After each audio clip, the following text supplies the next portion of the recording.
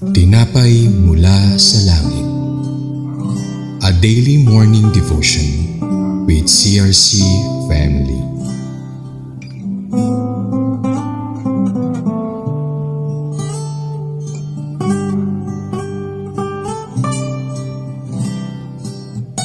Isang mapagpalang umaga po sa ating lahat. Ako po si Brother Israel Dumupoy ng CRC Summerfield. Ngayong araw, ang ating pagbubulayan sa ating devotion dito sa Tinapay Mula sa Langit ay matatagpuan mula sa Numbers 28:1 and 2 na may pamagat na Introduction of Appointed Offerings. Bago po natin umpisahan, tayo po muna ay manalangin.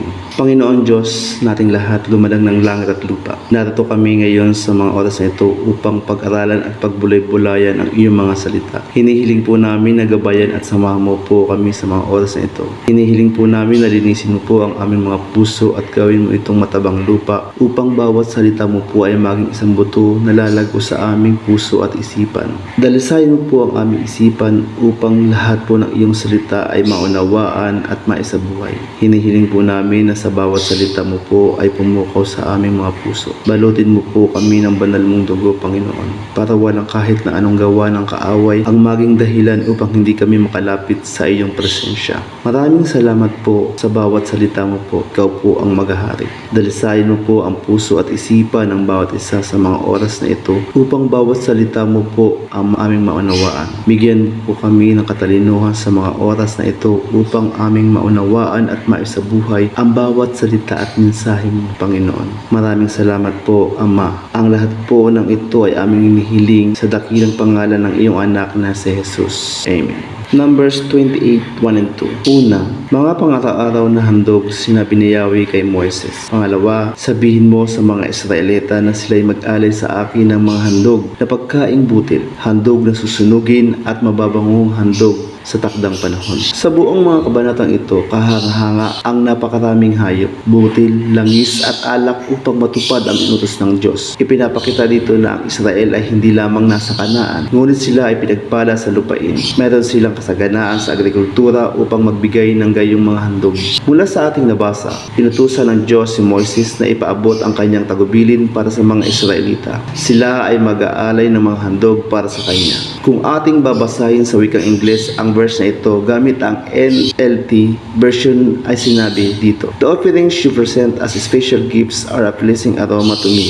They are my food." Nothing occurs in the Bible by accident. Paulit-ulit na ginamit ng Diyos ang mga katagang nagtataglay na akin o ako para idiin na ang sakripisyo ay tungkol sa Kanya. Kung ipinagmamalaki natin ang ating ginawa para sa Diyos, kung ano ang ating nagawa o tinanggap natin ang papuri ng hindi nagbibigay ng kapurihan sa Diyos, ginagawa natin ang ating mga gawa tungkol sa ating sarili.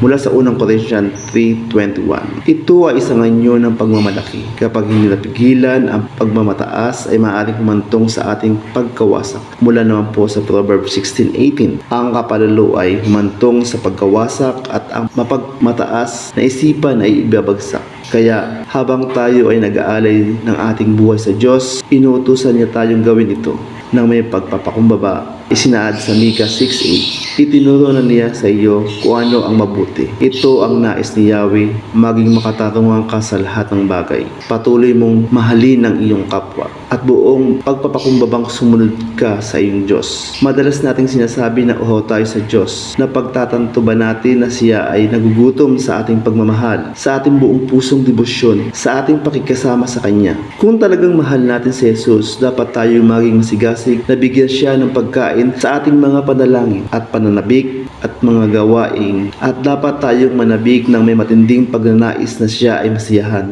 Lubos sa ating panahon ngayon, ang pinakahandog natin sa Diyos ay ating buong pusong pag-aalay sa Kanya ng dalisay na puso. Wala tayong ibang mai-offer sa Panginoon kundi ang ating buhay, ang ating mga buhay. Katulad sa mga nabanggit ng mga naunang talata, ang utos na ito ay mula sa Panginoon at ang mga handog ay para sa Kanya. Kung kaya't pagsumikapan natin na lahat ng ating ginagawa ay may kaluguran sa Panginoon. Tingnan natin o kaya magkaroon tayo ng refleksyon sa ating mga sarili na ito bang gagawin na ito ay mabuti para sa Kanya. Nabasa natin ang salitang pleasing aroma to Him ay tumutukoy sa Panginoon sa pag-aalay ng Kanyang buhay. Ang Kanyang mga gawa, ang Kanyang pagiging perpekto at ang Kanyang sakripisyo bilang katuparan ng batas. Siya ay tinuturing na isang matamis na amoy.